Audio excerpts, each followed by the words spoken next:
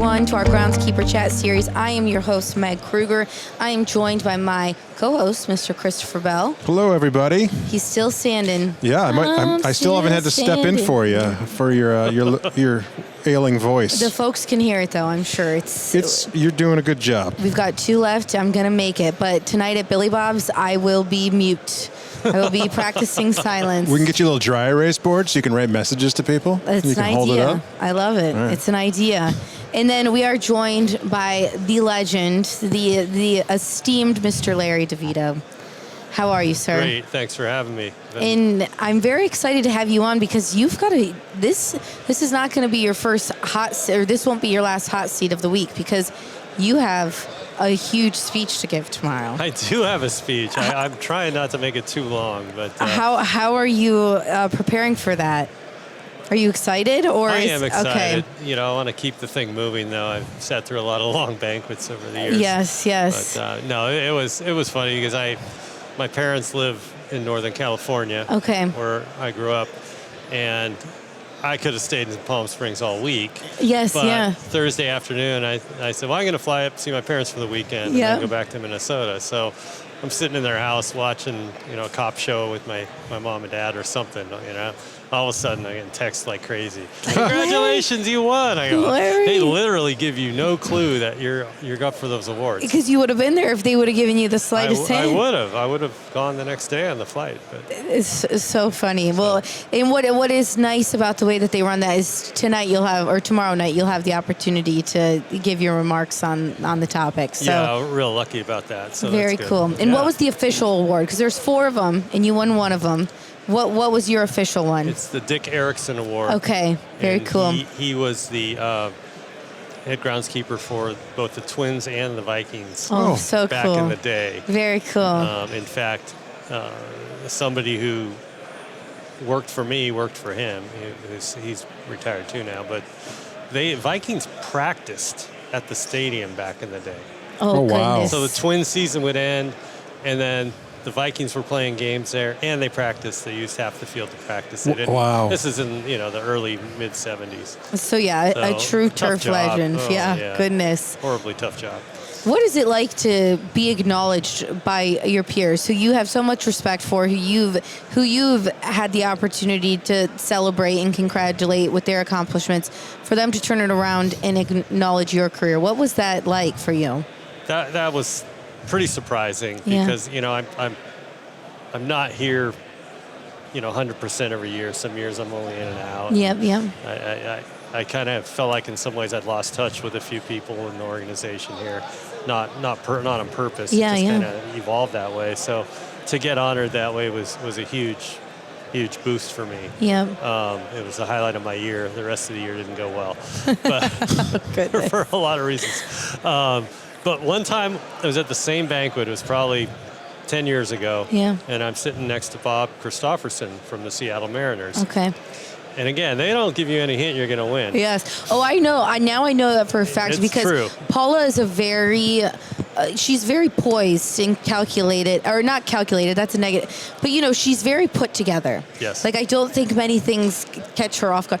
When her name was announced, like it was full like, oh, like looking at the people at her table like, you, what in the world? Yeah. So yes, you are exactly right. They don't give you any heads up. So to finish that story, I'm sitting next to Bob and they're doing the award and they're naming the accolades, and this gentleman did this and that. Yes. And Bob's looking at me, goes, oh, I did that. I did that. Oh, I remember doing that. Oh my gosh. And he goes, oh, I think it's me. I think it's me. That terrible gut feeling. Oh no, they're going to make me go up there. I gotta go up there. Goodness. That was awesome. Well, congratulations. I'm very excited for you, and I can't wait to see how the speech goes. Someone's got to record it for us. But no, very exciting. And another cool thing that I love coming out of your corner of the world with the Minnesota Twins is he your assistant, the gentleman who's running the social media? Yes, he's one of my assistants. Okay, yes. and sorry, give me his name. Ian Almquist. Yes. He does. His last name is so unique, so I couldn't catch that. But he does such a good job of documenting kind of your guys' day in the life on social media. And so many times this year, it was like picked up by like ESPN or MLB. Oh, nice. And they would put it out there. And that's, my bread and butter when people create that awareness. So I love that he's doing that nice right to out. hear. Yeah, Thank you. he does it right out of the corner of your world. And it's really cool. That's great. Yeah, I'm really happy for him. Yeah, it's a very unique thing. And another thing that you sent my way earlier this week was you reflecting on one of those big moments in your career, whether it was a game, and you wrote this nice long article, and I thought that was a really cool perspective, and your ability to share, like, look at all these major moments, these pivotal moments, and you had down to the facts. You had the ticket stub photo. You had the weather that day. Like, you had the concrete details, and were able to kind of transport me back to like what that time might have been, and really the anxiety that you may have been feeling during that game. What was kind of the inspiration behind starting something like that? I was thinking last summer about how can I kind of give some kind of instructional to people about getting through rain delays. Yeah. And how we deal with umpires, and how we try to accommodate the pitchers and the hitters and the infielders, and work with the crew. And then I thought back to that game in June 2007 at RFK Stadium with the Nationals. And as hopefully people will read, it was a Sunday, 1 o'clock game, and both the Padres and the Nationals had the next day off. Okay. The Padres were flying back to California. The umpires were flying to their next city. Yep. It was one of those. The Padres didn't come back that year. Yeah, there was you no got to opportunity get for the game makeup. in. It was an odd dynamic in that not only did we know we had to get the game in, the players were willing to do it, to go out there and play in some rough weather. Yep, yeah. So that and the cooperation of the umpires was huge. And then you just got to get into the nuts and bolts process of what are your priorities with the pitcher, and then kind of what's the order of things to do, and trying to get through those 9 innings. And in MLB, they like a full game. Yeah. They don't, for the record books and just for the sanctity of the season, I guess, they want 9 innings, rather than a shortened game. So that's part of the dynamic to it as well. That if you're going to start, you gotta be able to finish it. Ideally, yeah. Yeah, I think there was one game in particular. I don't know if I've really gone to a baseball game since, because it was like one of those things where they got an inning in, and then there was like an hour delay. Oh yeah. And then two more innings, and then like another hour delay, and I was there till like almost 2 a.m. Oh no. Because it was like they'd already started. It was like, we got to finish it, and that's just the nature of the beast that you have had. Your career, you've stayed in baseball for so many years, for decades at this point, right? Yeah, right. And it's like, we talk about groundskeepers being a different beast, and then we look at the different sports, but really, a baseball groundskeeper is in a league of their own. It is such a mental and physical grind. Yes, yeah. It can be really stressful in that sense, for not just for me, but for everybody on the crew as well. Yep. We deal with, you talk about playing an inning and then stopping for an hour. We make every possible accommodation to not have that happen. Yeah. Where we're trying to project for a 6:10 start. Yep. We're trying to make a decision by 5:20, 5:25. Worst case 5:30. Yep. So the pitcher gets 40 minutes to warm up. And then once he warms up, it's kind of like a horse at the Kentucky Derby. It's like, he's ready to go, we got to go. So we've got to project weather, 2 hours out as well as present tense. And it can get a little thorny. Yeah, definitely. Our meteorologists are obviously a huge help. My bosses are there. The managers are there sometimes. Yep. Sometimes the team president pops in. It gets pretty intense. And it's not just where I work. It's all most teams outside of California where we've got to deal with that a lot. Yeah. Sorry, go. You've been in Target Field since it was built, yes. if I recall. Have you learned over the years how to handle those early seasons? It seems like the first games of the year have to be the most difficult because of the weather. Yeah, getting Minnesota. to that point, I knew when I took the job that the challenge was going to be March 15th to April 1st. March 15th to May 1st, I should say. Yeah. Every year, getting through April, getting as many games as you can, avoiding injuries with the players, just grinding through it.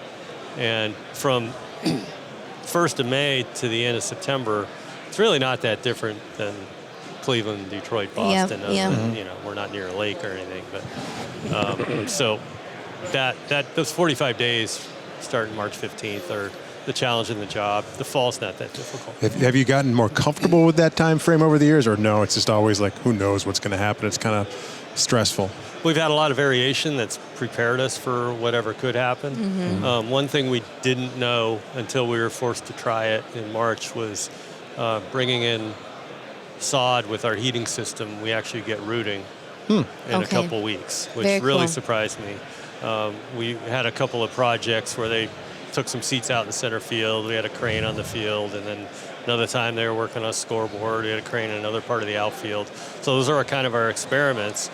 And we're like, wow, this sod, it comes in tan, brown, and in 2 weeks it's green and rooted. Very cool. It's crazy. So we after the NHL hockey game, the end of 21, we stripped the whole field and redid that, and did that by March 20th, and it was fine, yeah. It's just the underground heating's enough, even though if the ambient temperature above is really cold. It changes your spray applications a lot, because at certain temperatures you're wasting your time. You're putting some granular fertilizer out with the new sod, but you kind of to achieve success that time of year, you kind of need both. You need to feed the plant, and then you need to spray the leaves. And you just got to watch the weather and look for a time where it's going to be 48 degrees or above, so you can get some calcium nitrate to take and all that kind of stuff. So it's been interesting. Behind it all. It's interesting stuff. It stresses me out just thinking about it, honestly. Seriously. Well, and that stress, how do you, refuel, recharge, so that you can be the best version of yourself for those 45 days? And then really, as the season wears on, it's such a long season. What do you do in order to, make sure that you can show up and be the best person that you can be? I have an interesting trait I've developed over the years, in that I forget things very quickly. Nice. I have a bad night and it's gone. Yeah. I mean, it's in the back of my head for later, but I know to get through bad days, and rainy day is not necessarily a bad day. Yeah. I mean, it's just challenging. Yeah. And then sometimes there are actual bad days, but I don't let that stuff bother me, and I just move on. Just keep it moving. Yeah, and that's really a key. Yep. Yeah. And every new season brings a new opportunity to start fresh. And we can edit this out in case it's not public knowledge yet. But we had dinner with Max Casper the other night. Yeah. And so he was saying that he gets to return home, but more importantly, join your crew. So give me the cutoff if you're saying don't talk about that. No, it's knowledge. I didn't know if it was public knowledge. His job in Reno has been posted. Okay. Everybody knows now. Okay, and I was so excited for him because it's a literal coming home opportunity for him. But he was just saying, he was like, I just can't wait to work with Larry and in the crew out there, because what they've got is really special. What are some of those things when somebody joins the crew and he's already got his feet wet, he's already had seasons under his belt, but what are some of those things that you do right out of the gate to integrate them onto the crew, make sure that they feel welcome and able to bring their ideas to the table, but then also just integrate with the folks that are going to be holding it down? The critical thing, whether it's somebody in Max's position or whether it's a seasonal guy, is less about their resume and more about, are they going to fit in? Yep, yeah. These guys spend so much time together. Yeah. Now, I mean, if they don't like me, that's fine. I can separate myself from the crew and have my assistants run the crew, and that's fine. I want them to like me, but if they don't, it's not a big deal. But I need them to like each other. Yeah. It's just them, when they get into tough spots, they've got each other to joke around with and commiserate. Yeah. Max was an easy, for me, choice. Bringing in somebody from the outside is always, a challenge to some of the other guys, but he has the type of personality I think he'll fit in really well. So I love it. And, oh, look, speaking of the devil, look who's coming down this Oh, way. there he is. He's staying busy. Look I give him at that. that. He must have been just waiting to hear us talk about him. Goodness, yes. You just missed the name drop, Max. I forgot to bring him a Twins pullover. I feel terrible. I know he was like, he's like, I don't know who to represent. But I'm very excited for him, and I can't wait to see what's to come. I will say he won't be able to help Ian with the social media stuff. He loves to stay as far away from that as possible. That's fine. It was funny the second Leah left Reno, you saw like a drop off, and he was like, "Yeah, that is not my wheelhouse." Like, so I gotta bust him about that. But you've been in the industry for so long. You've had all these wonderful people work under you or work with them. So one of my questions that we've been asking today is, like, when you're going to battle in this fictional reality, who are the 3 turf legends that you want in the trenches with you, that you're going into battle with?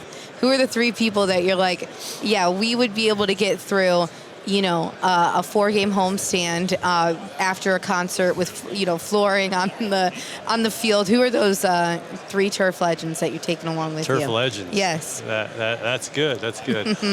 For different reasons. I would say a guy I did work with back with the Dodgers, I'd say Bill Deacon, because he's got, of the Bill Deacon of the Mets. Yes, yeah. He's got a nice balance on things, and that he doesn't get as fired up right away like I would. Yep, yeah. And he's a good uniter of people on the crew. Yep. And enjoy having him around. See who else. I'm gonna say, even though he's not a baseball guy, I'm gonna say Ken Marock. I love it. From Yes. the Bears, because I could just see, coming out of a concert week, and I could see him being a presence. Yes, yes. And like, making we've got an work impact. to do, folks. Yes, Yes. the focus. Yes. Just talking to him years and years ago, I would think he'd be very helpful. The third person's always the hardest for everyone. Third person's always the hardest.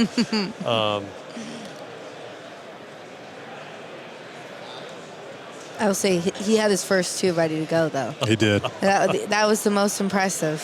So, not everyone's been able to spew him off like The that. third has been tough. Yeah, the third Yeah. people can't narrow it down, because it's like there's so many potential options. You could bring Paula along. She's a great morale booster. Oh, there's Paula. Yeah, Paula's. I haven't seen her mow yet. Yes. Well, we don't need to trust her with any equipment, but she could definitely she could be there to boost the morale of the group. Of course. She would keep them in line in a different way, for sure. James Halavity got a shout out for Tyler Yeah. Morris's trenches.